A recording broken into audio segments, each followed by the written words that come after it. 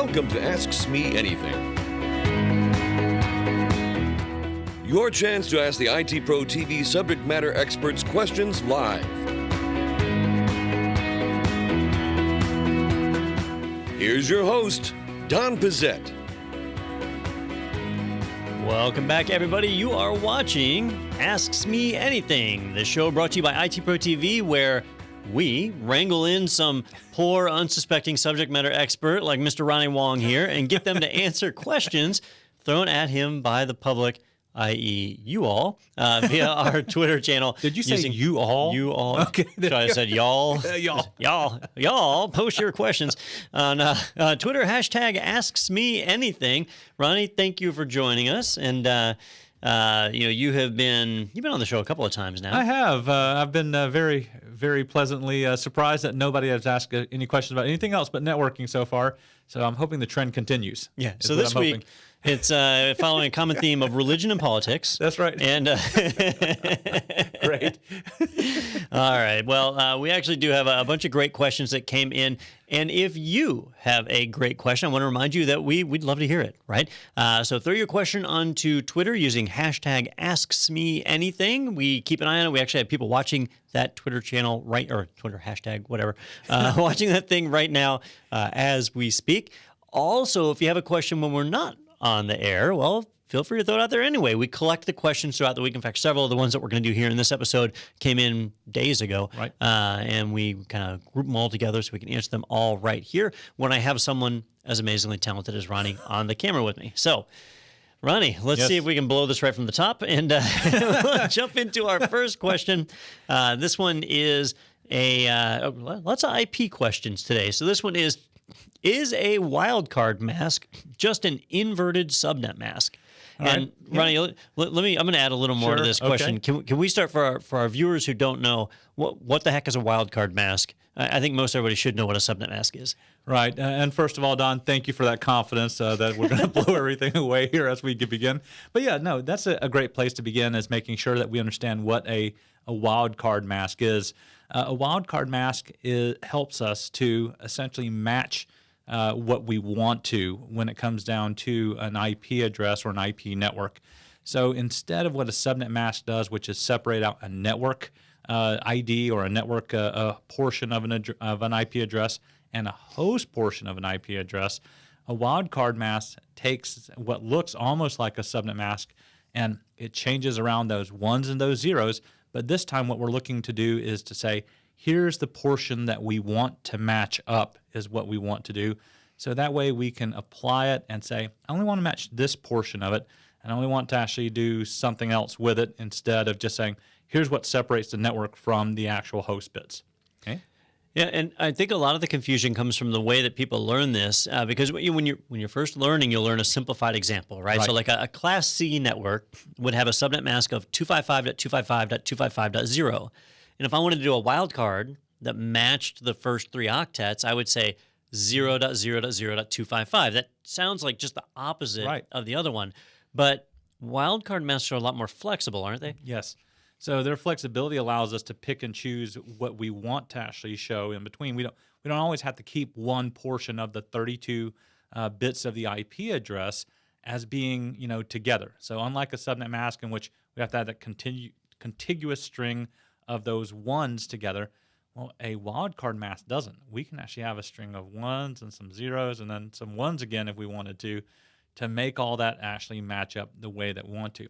So in a sense, in that simplified version, like what Don was talking about, we kind of assume, at least at the beginning when we're learning, it's just an inverted subnet mask and that it's doing the exact same thing as what a wildcard mask does. But if we do that, that means we're actually saying, all right, this portion is the network portion, and this portion is the host portion, and we're just switching zeros and ones, and I don't know why that would actually make such a difference if that's all it was doing. So when we start taking a look at that idea, a wildcard mask is not exactly just the inversion of a subnet mask. It does help us to actually be able to match what portions of that IP address that we want to match for things like ACLs and other things that we can do where I don't want to just match a single network or a single range of addresses here. Or excuse me, I want to match a single network or a single range of addresses. we can even do some unusual things about this as well.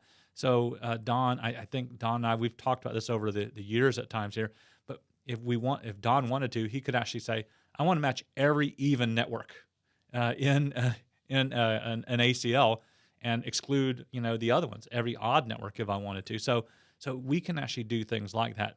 So this is the great flexibility behind the wildcard mask that we can actually set up to do. That way we can just say, here's a range or a portion of an entire subnet that I want matched, but not the entire subnet if I didn't want to. Or here's, once again, like I said, the even versus the odd, I think is kind of the most common example that I end up using a lot of times. So Don, can you think of another example that would be great? So, the neat part here, with wildcard masks, we normally use them with access control lists, right? So it's almost always used with filters, like firewall rules, that type of thing. So it's either allowing some traffic or blocking some traffic. So imagine you had 100 branch offices, and at every branch office, you had a file server. And the file server always ended in .5. Right. So maybe the network was 192.something.something.5, right? And each branch had a different network, so it'd vary a little bit, but you always knew the first octet would be 192, and the last octet would be .5. Well, you could use a 0.255.255.0 wildcard mask. So I've got zeros as like bookends, right? That wouldn't fly with a subnet mask. But with a wildcard mask, I'm saying the first 0 says it's got to start with 192, and then 255, those two octets could be whatever, and then the last octet is a 0 again. It would have to be .5. So now that firewall rule would just catch that range of IPs. And I've done similar things where we had security cameras or ATM machines or something that had a predictable IP address like that. You could craft a rule to be able to catch those. That's really the main time you would do that with a wildcard mask. Other times it is really just an inverse subnet mask. But if you're wanting to catch patterns, you can shrink down the amount of rules. And different vendors work different ways, but in the Cisco world, the shorter your ACL is, the less of a performance impact you create. The longer your ACL, the more performance impact you create, and you start to kind of sap the resources of the router or of the firewall. So we want to try and be as efficient as possible, and being creative with your wildcard masks will let you do that.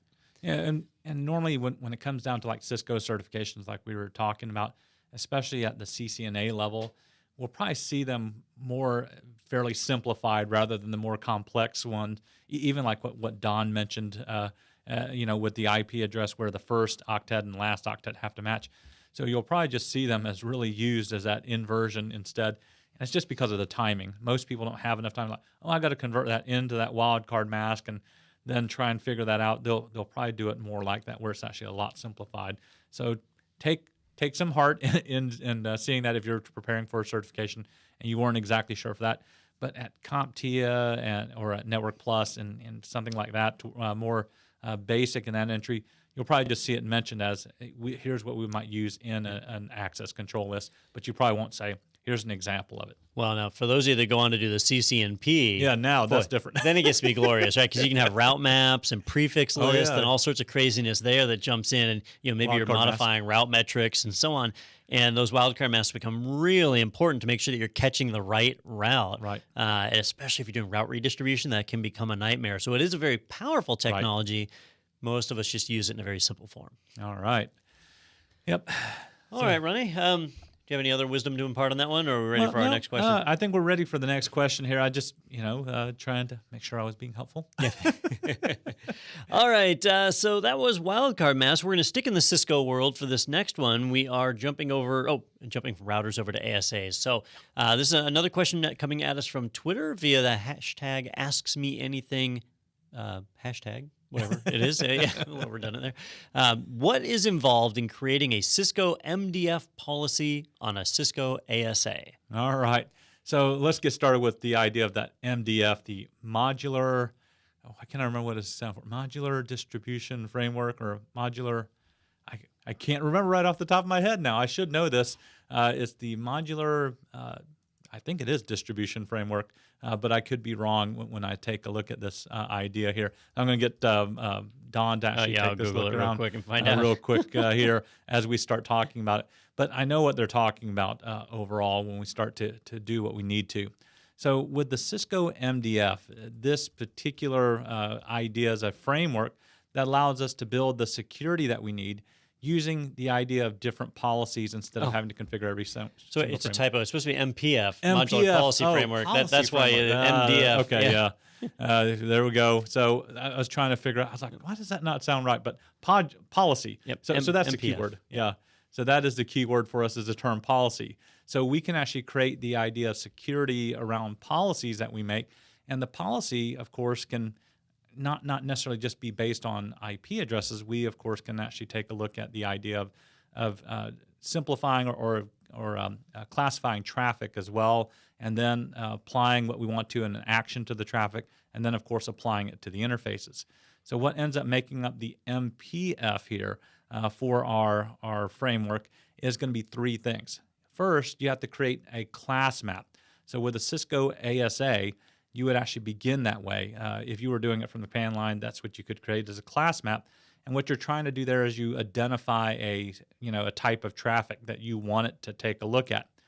Once you get that traffic identified by setting up a class map and giving it a name, for what we want to do, then you have to say, what do I want to do to that traffic, which is what we have to do next, which is create a policy map. So it's strange, but you create a class map, and then you end up creating a policy map. And on the policy map, we're taking what's in the class map, so that has to be a part of that policy map, and then we're applying an action to that class map. So we're saying, here's what we want to do if the traffic is in that condition or in whatever we actually defined as our traffic. So that sounds good so far when you're actually doing something like that. And then, of course, you also, once you actually have both those in place, the class map as well as the policy map, you then create almost another policy map. They call it a service map that allows you to apply that back to the interfaces that you want to apply it to. And then you actually have it in place in the way that you want to. And the benefit behind this is you can change things, and you don't have to change the entire configuration to do it. It allows us to be able to work with this to add in different conditions if we want to, and to change the action and not have to worry about doing a lot of manipulation above that. Whenever you end up creating at least on Cisco 9X, I believe, I don't know if it's any earlier than this, when you actually set up like a NAT, you normally are ending up creating this same idea is what you're doing. You're actually classifying the traffic, you're creating a policy map, and then you're actually applying a service map back to the ASA, and that makes it work too. I remember back in the PIX days before Cisco acquired them, and we could write these policies for creating the conduits, and they were just really straightforward, but you had to sit there and write these policies. And then when Cisco rolled out the MPF, I remember looking at it going, what the heck? Why are they making this so much more difficult? Now I've got to create these 3 different things and glue them all together. But it didn't take me long to realize what the big benefit was, which was that you could reuse pieces. Right. I might have one class map that I use in 4 different policies. And then you go and assign those in various places. Like, you really get that flexibility and granularity.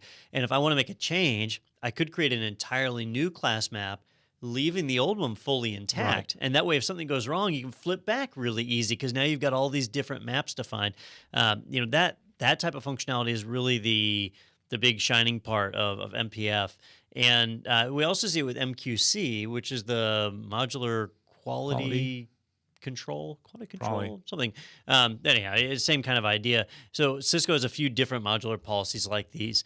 And on the ASAs, it gets used a lot. If you're configuring everything via the ASDM, via the graphical user interface, it's actually setting up a lot of this stuff in the back end for you. But if you have to do it by hand, you just define the 3 different pieces and stick them all together. It's like a snowman, right? That's a great analogy. I didn't think about that as I was thinking, but yeah, it's actually just stacking one thing on top of the other. And once everything is done, it makes it so easy.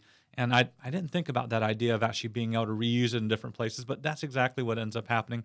And the nice thing about that, right, is that you're no longer having to refer to IP addresses or interfaces. You're just actually creating those, and then you're putting them together in the order that you want to in different pieces of things. So it's neat. Yeah, Very neat. And definitely handy when when your class maps are really complex, where you're identifying based on protocol and IP and all that. You can kind of recycle those. All right, so definitely a big topic, though. If you want to learn more, make sure you jump over to Cisco's website, or we cover that in a number of our courses as well, don't we, Ronnie? We do, yeah. So inside of our CCNA security show, we'll definitely be covering it there because we do spend a good section and a good bit of time on configuring, of course, a Cisco ASA. And one of those options is at MPF, even though I think I called it MDF here. Yeah, we spend a little bit of time on that as well as configuring NAT, which is a big part of also how you end up really configuring NAT in at least 9X. Like I said, I'm not really, because I didn't really work a ton with like the earlier versions. I know that sometimes the other versions on NAT, it was a lot different in its configuration. So at least on 9X, you'll actually see that this is the preferred way to do it. Does any of that turn up in the what is it, the cybersec? No, on the actual CyberOps, the CCNA CyberOps, yeah, you won't get into the idea of using the MDF or even into the ASA, except for mentioning that here's the device that you'll have to be able to take a look at and understand. But we don't really get into that configuration side of it. They leave that directly for the CCNA security. A lot more detail there. Perfect. Thank you, Ronnie. All right, let's move on to our next question. We're going to leave Cisco for a moment and go back into the wonderful world of IP addresses. Got a question about subnet mask. So, is a /31 a valid subnet mask? And if so, where do I use it? All right, Don, you and I have actually had this conversation before several times because as you start reading in different textbooks that are out there, and you start seeing different examples, nobody seems to actually say, yes, you can use a /31. So the smallest network that they tend to bring you down to as a point-to-point network is going to be that /30. Now with the /30, remember that gives you a network ID, it gives you a broadcast, and then you have 2 host IP addresses right there in the middle of all of that. And so when you see this in configurations, even on point-to-point links, that's what they tell you, is that here's the smallest one that you should use or that you do. So when we talk about it and when you actually read it, you kind of get this intention where even though you see like charts that they show you and they show you like a /31 and a /32, sometimes you don't ever see any examples of really using a /31. But is a /31 a valid subnet mask? So that's 255.255.255.254. Oh, yeah, it really is a valid subnet mask in itself, and it gives you 2 IP addresses. Now, whenever we actually use something like this, we're only going to use it if, in a valid situation. It's only going to be on a point-to-point link. So between 2 routers, and that's the only 2 connections that you have, that is what you will use. But if you're actually trying to do this for, let's say, like a default gateway, it's not going to work because it says, hey, there's really not another address here except for the one that I want to actually be the other thing that allows you to connect through. So it won't work as like a default gateway or a multi-access type of network, but it will work in a point-to-point link. And it was unusual for me the first time I tried to do it because when you do this from a Cisco command line, you'll get a warning. And it's a weird warning. It says something like, hey, you may want to be careful with using this subnet mask, and it just kind of lets you know that. It's like caution or use cautiously. I can't remember what the exact terminology is, but that's what it tells you. It says use these cautiously, but then you use it and it works. So yes, it is a valid subnet mask, but Don, there's got to be a reason why people aren't using it either, too, right? So I remember when I was studying for my CCNA, which would have been in 1999, right? And back then you couldn't use /31s, right? They didn't work, right? And what had happened was they were pushing forward with an RFC, which is RFC. I'm going to cheat and look here. 3021, RFC 3021, where they actually ratified those /31 as being valid, a usable network. That was at the end. It was in December of 2000. So, like when I did my exams, you couldn't use /31. Well, when I say this now, like, oh yeah, it was end of 2000. That's 18 years ago, right? Well, the problem is a lot of technology, it doesn't change overnight. What the RFC 3021 says is that you can use a /31, not that you have to, right? So there is plenty of hardware out there that won't even let you assign a /31. If you try and do it, it just won't function. because the machine will try and get an IP, but the network ID and the broadcast consume everything that's available and there's nothing left. But most systems these days have been updated to accept it, and you can do a point-to-point like that. It's really handy for ISPs, right? Most people are never going to have this problem. A /30 is fine. But in an ISP, imagine you're doing public IPs, and you're running out, right? The IPv4 address space is saturated. If you have a Class C, you've got 254 usable IPs, and you're having to dole out 4 IPs for every point-to-point link if you're doing /30s. But if you do a /31, now you're just doling out 2 IPs. You can get twice as many point-to-point links in that single Class C. That's a huge conservation of IPs right there. Really definitely a helpful thing. So that's why you see this mixed information out there, though, is that this is a fairly recent, like in terms of the world, this is a fairly recent event. Just 18 years ago, it was ratified. And, usually it takes 4 or 5 years to people adopt things. So really, it's been about 12 years since this was generally accepted as a standard practice. And so now there's just enough confusion out there thanks to the way that is presented. But I use them for various things, especially when doing like frame relay, VPNs. VPNs are really handy if you're setting up a point-to-point between you and a VPN concentrator. /31s are really cool for that as well. All different use case scenarios for it. Yeah, Don, the only other thing that I can think of is we had talked about this when we actually, on a previous Ask Me Anything question that we had about a /23 where there was a 0 as actually being the last octet as actually being where it could be a valid host address as being a 0 because it's right there in the middle of the range. So what about those devices like Windows machines that may not accept like a /31 as their subnet mask? Even though that's normally on the inside of LAN, would that affect it if we put like the /31 on the outside of the router facing? Do you think? In theory, there would be a /31 that was like 172.16.0.0, right? Which would have .0 and it would have .1, right? And there'd be a 172.16.0.254 and 255, right?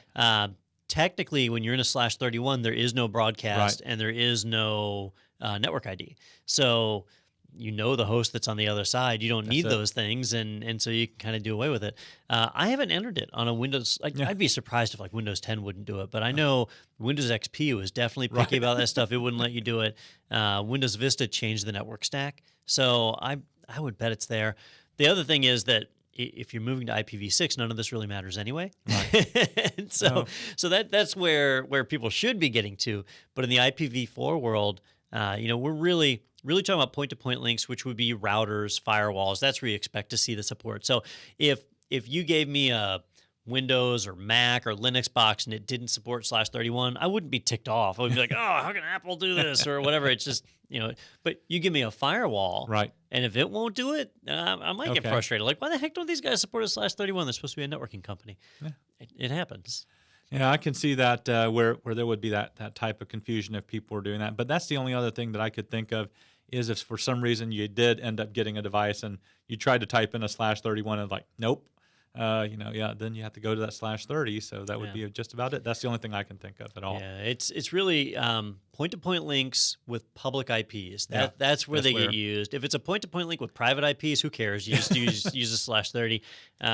But that's it. So it's a small enough use case that I think most people just aren't aware.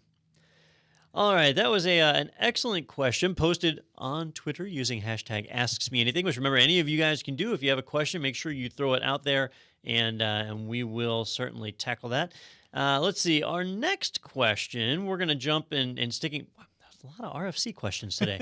So RFCs, if you've never sat down and read them, it's a mixed bag. Like sometimes they're funny and humorous and written by somebody who, obviously has a soul. Other times they are, oh my goodness, like talking to a computer. It's written like a robot. But most people haven't read them. So here is another question that we've got, which is why is the Class B private IP address range 172.16.x.y to 172.31.x.y? So why did they pick those numbers? Like, what made that the range? And Ronnie, let's figure this one out. All right. So on this one, I can point to the idea of that RFC 1918 that you're talking about as being this, but I can tell you kind of the basics here, right? The subnet mask for the private range, right? 10, that 10 entire 10 network, that's going to be a /8. And then when you go to the class C, which is 192.168.0.0, and it's a /16 as the default subnet mask, right smack dab in the middle there, right? In the class B, we have 172.16 .anything all the way through 172.31 .anything. So they don't actually take an entire like 172.16 go, that's enough. They go all the way through. And the reason why is that their subnet mask is a /12. So 255.240.0.0. Now, all of a sudden, though, even though that tends to make sense if you break it down and you do the subnetting to it, you'll see that it goes from essentially 172.0, and then the next range is 172.16, and then 172.32. So that's why we get that one range right there. But why they picked that one, I am not exact. I can't really tell you historically why they picked that particular class. But I have seen questions like this where people are confused because they're saying, like, why don't you just go all the way to 132 since you're actually there? Because they don't see where everything actually fits in there. But Don, I don't know the actual true history behind why that one range. So I got the question in advance, so I got to cheat a little bit. And I'll tell you, I applied all my Google Kung Fu to it. And we get a bit of a cop-out on this one, Ronnie, because the short answer is nobody knows. There's no, it's not documented in the RFC. RFC 1918, which defines these private ranges, does not actually define how they picked them, right? We know that they wanted to pick a Class A, a Class B, and a Class C range. They picked one Class A range. They picked 16 Class B ranges, and they picked 255 Class C ranges just because of the pools. And we know that they were kind of convenient because you could tell whether it was Class A, B, or C based on the first 3 bits of the address. So, you could see that kind of quickly. But that doesn't answer the question of why, why is it 192.168 instead of 192.167? Or 192.0, right? Why is it 172.16 instead of 172.0? Why did they pick that middle range? So I did some digging, and the best I could find is that based on historical record, when they look at the way that addresses are issued, at the time they did it, when they decided they were going to set aside private IPs, these were just the next available ranges to be issued. So if somebody commercially came and said, I want to buy a Class A, well, they weren't selling Class A's at that point, but they had the DARPA, which had just shut down their range. The 10 dot had become available, and so they grabbed that one. That was the next available. 172.16 was the next available, and 192.168 was the next. They were just the next available ones for sale, and so they just grabbed them, and those became the private IP. Now, there's no factual record that shows that's exactly what happened, but that's the generally accepted story behind it. There's a few other stories that are anecdotal about like Sun Microsystems owning one and so on, but there's not a whole lot of fact on this one. So sadly, this is one of those unsolved mysteries where you just have to say, it was kind of just what happened at the time.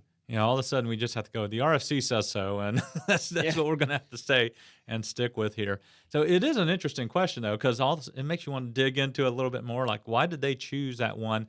And these are questions that end up, kind of spurring your creativity a little bit or trying to get you deeper into it, which always leads to it being more of a hobby, which makes it actually nicer for you because you want to learn more. And sadly, some of the stuff was done so long ago that the people aren't alive anymore, so you can't even ask them. It's kind of like you watch the History Channel and you see this stuff on like the lost settlement of Roanoke or something. We may never know what happened. Right.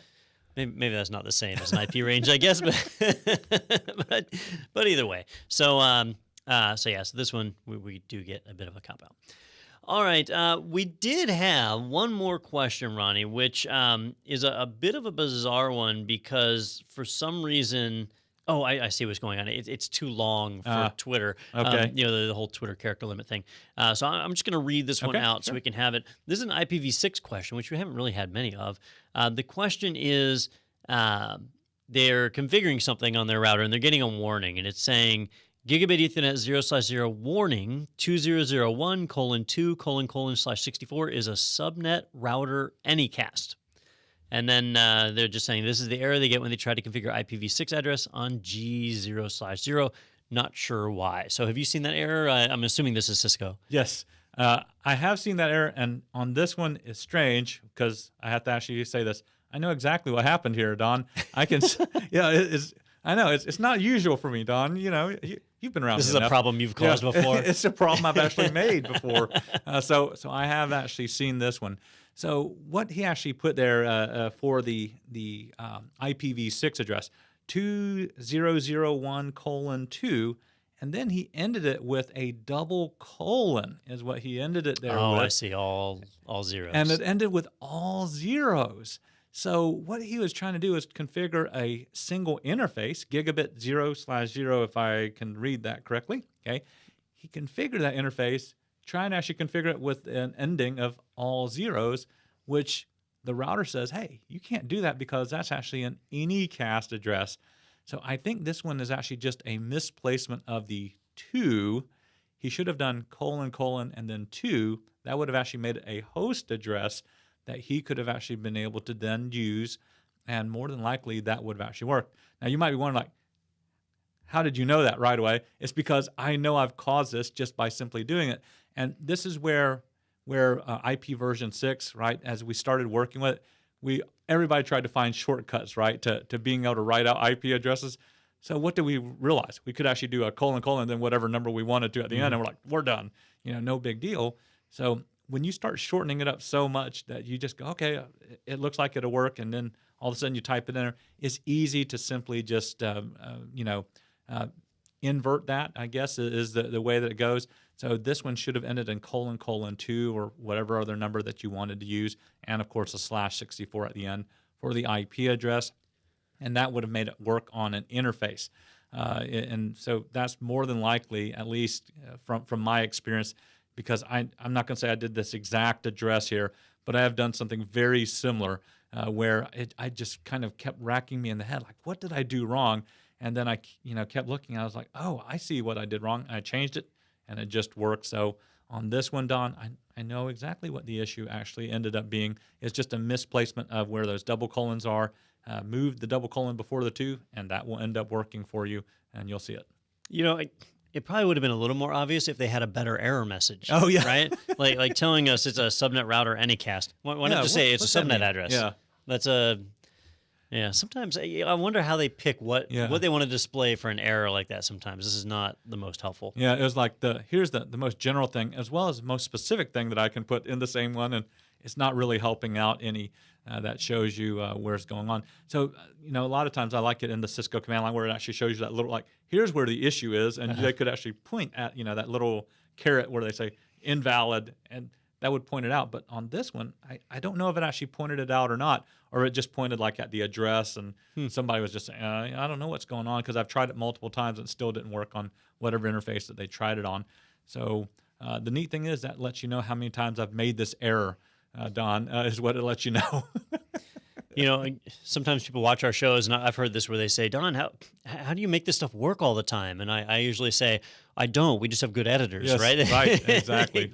Cut that part out of the video.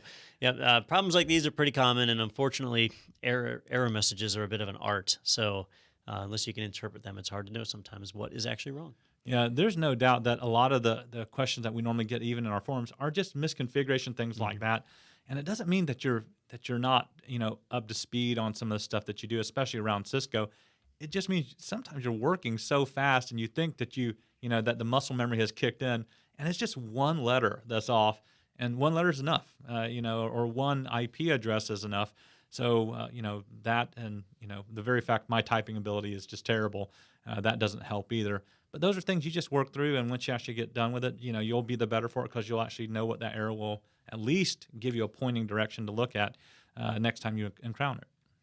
All right. Well, Ronnie, that gets us through the questions that we have for this week, or at least the ones for you, which have mostly been networking questions, right. A lot of Cisco questions today. If you have more, you want to learn more about Cisco in general, be sure to check out the ITProTV library because we have tons of content in there. We have our CCNA, which has been recently updated. We have what did you just finish? And we are finishing up our CCNA security. In just I'm hoping this week at some point, finishing that up and making sure that everything is all wrapped up nice and tight there. And then, of course, moving on to other Cisco content that we have coming our way. So there's a lot of shows coming up for Cisco content. Yep, so that is all fresh and new. We also have plenty of Cisco content we filmed in the past, like our CCMP series and all. Yeah. So definitely check that out. And if you have any more questions, be sure to take advantage of hashtag Ask SME Anything. The other questions in there, our crack social media team tracks that, throws the questions back at us, and we answer them right here on the show.